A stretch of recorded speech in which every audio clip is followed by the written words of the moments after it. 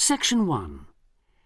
You will hear a telephone conversation between a customer and a sales assistant at a shop that rents bicycles. You will see that there is an example that has been done for you. On this occasion only, the conversation relating to this will be played first. Hello, Clark's Cycle Hire. My name's Keith. How can I help you? Oh, hello. I saw your ad in the local paper, and as I'm thinking of doing some cycling, I'm wondering what kinds of bike you have and what your prices are like. Well, we hire out two main types of machine, touring and mountain bikes. Are you likely to be riding off-road, do you think? No, I'll probably be sticking to roads and country lanes, so a touring bike would be best, I think. The type of bike is touring bike, so touring has been written in the space. Now we shall begin. You should answer the questions as you listen, because you will not hear the recording a second time. Listen carefully and answer questions 1 to 7. Hello, Clark's Cycle Hire. My name's Keith. How can I help you? Oh, hello. I saw your ad in the local paper, and as I'm thinking of doing some cycling, I'm wondering what kinds of bike you have and what your prices are like. Well, we hire out two main types of machine, touring and mountain bikes. Are you likely to be riding off-road, do you think? No, I'll probably be sticking to roads and country lanes, so a touring bike would be best, I think. Right, well, the rate will be £50 for a week or £14 per day. So it's a lot cheaper to rent by the week? Yes, definitely. Though it's important to bring the bike back on time. Otherwise, I'm afraid we have to charge a late return fee. And how much is that? For each additional hour, it's £1.25. So if you were a day late, it would cost another £30? Yes, that's right. I'd make sure I didn't do that then. I should also point out there's a deposit which you get back when you return the bicycle. In good condition, of course. On touring models, it's £60. Is there anything else I'd have to pay? No, that's it. Though if you're planning to ride fairly long distances, you might like to have one or two accessories. Such as? Well, for another £5, we can supply lightweight bags, either panniers or the handlebar sort. It's amazing how much they can carry, and the way they're designed means they don't get in the way when you're riding. Well, I'll see. But what about essential things like a pump and a repair kit? I wouldn't have to pay extra for those, would I? No, there's no charge for things like that. Or for a lock. It's a good strong one too. Just make sure you don't lose the key. That reminds me, what about insurance? What happens if someone steals the bike, in spite of the wonderful lock? Didn't I mention that? Oh, I should have told you that's included in the rental too. And it covers everything, does it? It covers you against theft of the bike, yes, as long as it's securely locked at the time. You'd have to pay part of any individual claim, though. How much? If the bike was stolen and not recovered, you'd be liable for the first £100. So, if I do go ahead and rent one, how do I pay? By cheque or would it have to be cash? Neither, I'm afraid. We can only accept credit card bookings. Otherwise, we'd have to ask our customers for the full value of the machine as a deposit. I've got a Visa in my name. Would that be okay? Sure.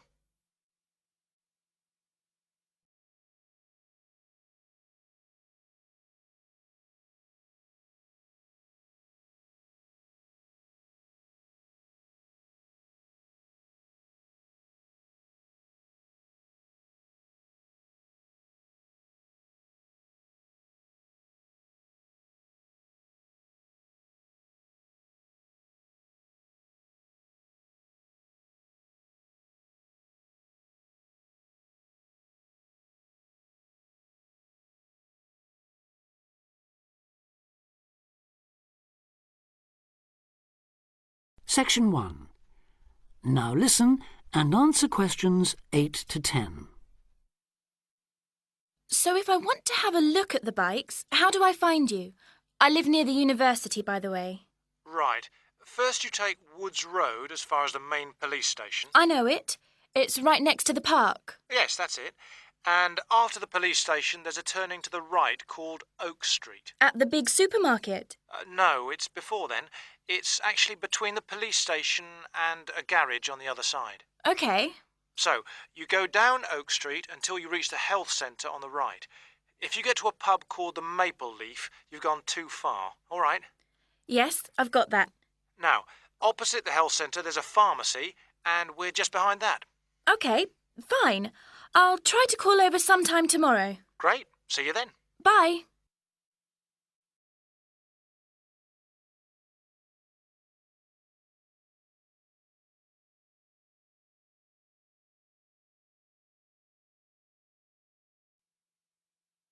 Test 1. Listening. Section 2. You will hear an extract from a radio programme for people who live abroad. Listen and answer questions 11 to 17. You're listening to Expat News, a weekly broadcast for the English-speaking community in this great city. In today's programme, we'll be hearing from Tom O'Hara, who's going to tell us about all those different associations you can join. Tom. Good evening. Yes, in a city with so many of its residents born outside the country, it's hardly surprising there's such a huge range of expatriate clubs and societies. And many of these, of course, are aimed at English speakers. So, first and perhaps most obviously, we have the sports clubs, which in some cases field teams in things like rugby and tennis that compete against clubs in other parts of the country or even abroad. You don't have to play at this level to have fun, though. They can be just a great way to do some exercise and, of course, to get to know other people, especially if you're new in town. The same can be said of the many hobby and interest clubs that have sprung up here. Everything from landscape photography, such as the Viewfinders Club in the Harbour District, or Focus on the Airport Road, to old favourites like stamp collecting. Remember that this country has a long tradition of unusual and perhaps even eccentric societies, so there should be something for everyone. A place where you can meet people of different nationalities with the same social and/or cultural interests as you. For those who may be interested in rather more than just friendship, there's a wide range of lively social clubs. Several singles associations organise dancing of various kinds, while for people in a real hurry, there's speed dating, in which everyone talks to everyone else for just 5 minutes. Then, at the end, they decide which of them they would like to meet again by ticking their names on a list. In complete contrast to these are the many religious associations, reflecting the diversity of faith groups present in this multicultural city.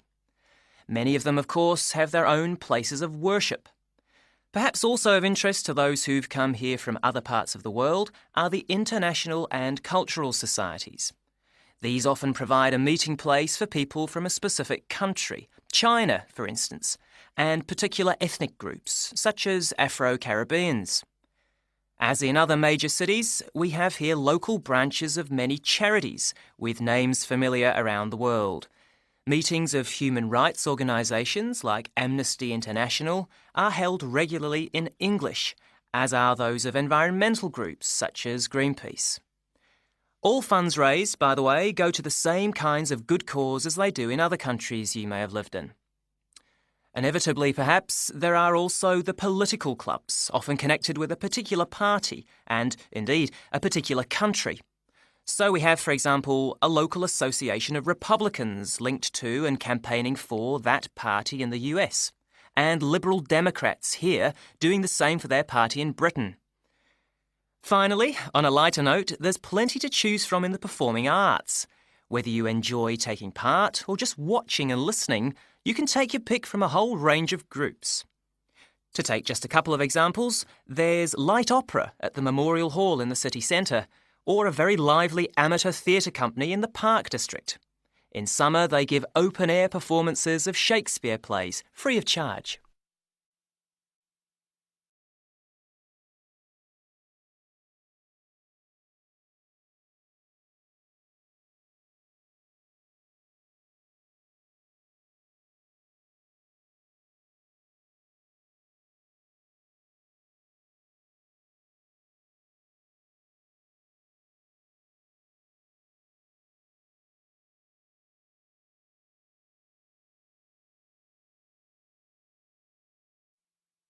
Test 1. Listening. Section 2. Now answer questions 18 to 20. I should mention at this point that clearly some districts have a higher concentration of English-speaking clubs than others, and that certain parts of town tend to specialise in particular activities. An obvious example would be the number of water sports clubs down near the river. Whatever the number, though, they usually have one thing in common. With the exception of a few associations linked to particular countries and supported by their embassies here, in the vast majority of cases, it is the individual members who fund them, so an entry fee or a subscription will be charged. You may be used to council-subsidised sports centres and the like in your home country, but I'm afraid that's not the case here. Assuming you can afford it then, you can be fairly sure that somewhere out there you'll find a club that caters for your own particular fascination.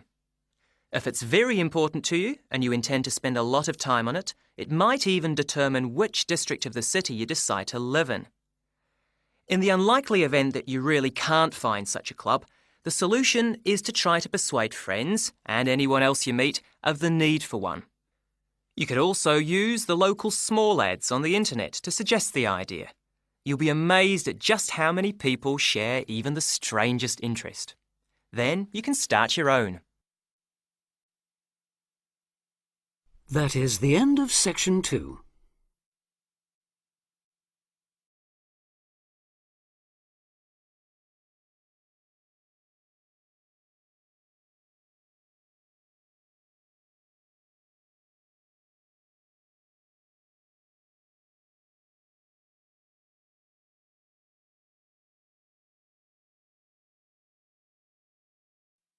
Test 1. Listening. Section 3. You will hear a tutor and 2 students discussing the best ways to study. Listen carefully and answer questions 21 to 25. Well, how are you both settling in? Fine. Yes, no problems. So far, anyway. Good. Remember that as your personal tutor, I'm here to help you if you do have any difficulties. Now, as you know, lectures start on Monday, so I thought we'd look at a few ways of making the most of them, especially in terms of the notes you take. Let's begin by thinking about what you can do before you even go to the lecture. Any ideas? Make sure you're up to date with all the background reading, so you know plenty about the subject already. Yes, that's essential. The lecturer will assume you have that knowledge. Anything else, Carlos? Well, check what the topic's going to be. Of the lecture, that is. I'd go a bit further than that and consider what the content may be. Then you could ask yourself some questions that you want answering and listen out for the relevant information during the lecture. OK. Now that brings us to the lecture itself and the actual business of writing notes. But there's a lot to deal with there, so we'll come back to that later. What I'd like to do for the moment is continue with the process of note-taking and move on to the next stage. Any suggestions for what that might be? When the lecture is over, you mean? Yes, once you're able to sit down somewhere quiet with your notes. Read them? More than that, you need to make sure they'll still make sense to you weeks, months later. Edit them? Yes, that's what's needed. It's well worth spending a few minutes on it. Any missing words, anything difficult to read, things you didn't have time to jot down, now is the time to do so, while everything's still fresh in your mind. Right. And after that, when's the best time to revise them? When do you think, Carlos? I'd say just before the next lecture, in the same subject. Precisely. That's a vital time to look at them again, for obvious reasons. But it's definitely not the only time. When should you revise them again? A month later, maybe? Sooner, and much more often than that. I'd recommend you look at them again once a week. That's why it's so important they're complete and easy to follow.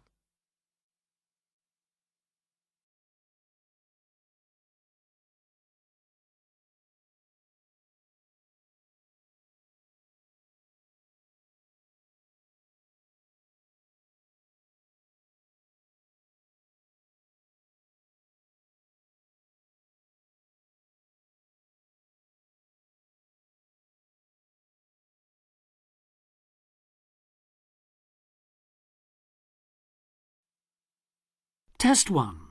Listening. Section 3. Now answer questions 26 to 29. Right. Let's go back to note-taking and begin with the basics before the lecture has even started. What should you do when you walk into the room? Get a good seat, at the front if you can, where you can hear clearly and avoid distractions. Yes, though obviously others will have had the same idea, so it's as well to get there a bit early. So, when the lecture's underway and you're busy jotting things down, what should you try to ensure? That you're getting all the main points. And what if you don't catch something you know must be important? I'd leave a space. Then I could check it later, perhaps by asking a question at the end and fill it in afterwards. That's an excellent way to deal with it, yes. And there's something else I'd like to mention here. Talking about going through notes afterwards, it's absolutely vital that what you write is legible for one very good reason. It saves time. You'll waste many hours during the course if your revision is held up because you can't read what you've written. Okay, what else can we do to make listening and note-taking more efficient? Well, I always listen out for signpost words. Sorry, what are they? They're the ones lecturers use to say where they're going. A bit like a signpost at a road junction, I suppose. Things like, the first reason is, however, to sum up, and so on. Yes, they can tell you when something important is coming and help you organize your notes, too. Test 1. Listening. Section 3. Now answer question 30. Is there anything else you can add, Carlos? There's something I think's very useful, but it's later, after the lecture is finished. That's fine. Go on. Well, what I do is go through what I've written down, summing up the main points in a few words in the margin, on the left-hand side of the page. I try to use words that'll jog my memory, so that I can remember what everything's about when I look at them again. Yes, that can work very well. What some people do to review their notes is cover up their full notes from the lecture, maybe with a piece of paper or a card, and concentrate just on what they've put in the margin, trying to recall the details. Then they move the cover down a little and check whether they were right. Or you could put your main points on another piece of paper and clip them together. Instead of covering and uncovering, you just hold a page in each hand. Sure, it's down to personal preference, really. Everyone has their own learning style. That is the end of section 3.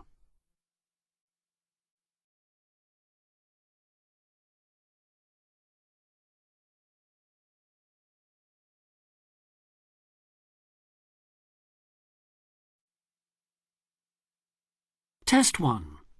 Listening. Section 4. You will hear part of a lecture about a place called Cuba PD. Listen carefully and answer questions 31 to 36. Good afternoon. Today, we're continuing this series of talks on the development of the Australian outback with a look at Cuba PD, the desert town of opal mines and underground living, which lies 860 kilometres north of Adelaide and 690 south of Alice Springs.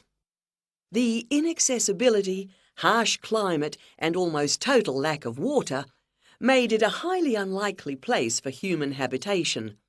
But that all started to change in 1915 with the discovery there of opals, the precious stones which seem to change colour according to their surroundings. Settlements were established following the First World War, when soldiers returning from the trenches of France brought with them the techniques of living below ground in dugouts. The depression of the 1920s and 30s led to many prospectors leaving, but the town boomed again in the late 1940s when shallow new opal fields were discovered, and immigrants from Europe arrived in large numbers after the Second World War. It must be remembered, though, just how hostile conditions were. Daytime summer temperatures reached well over 50 degrees centigrade. Winter nights were bitterly cold, and dense dust storms regularly blanketed the town. To cope with this, more and more people began living in disused mines and purpose-built subterranean houses, where the temperature remains at a comfortable 25 degrees all year round, so that eventually around 70% of the town's inhabitants had made their homes beneath the surface. This led to the construction of hotels and even churches below ground, as well as an entire underground shopping centre, the only one in the world.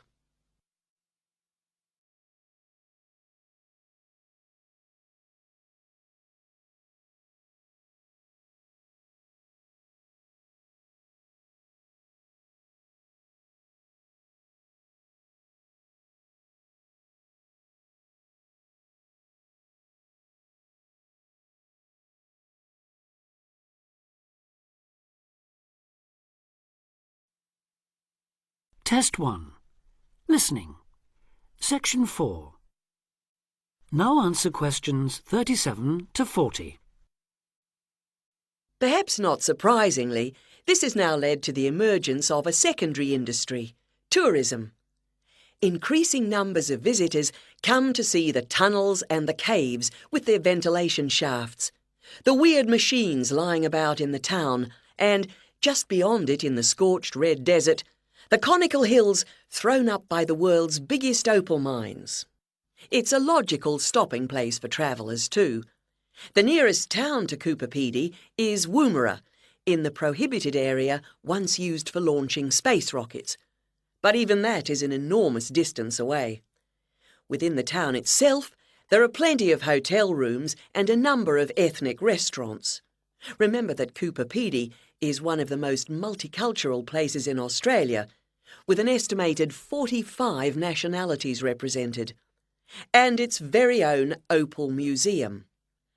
A short distance from town, there's a section of the enormous barrier that runs thousands of kilometres across the country, the dingo fence, which is meant to keep these predatory wild dogs out of the sheep farming areas.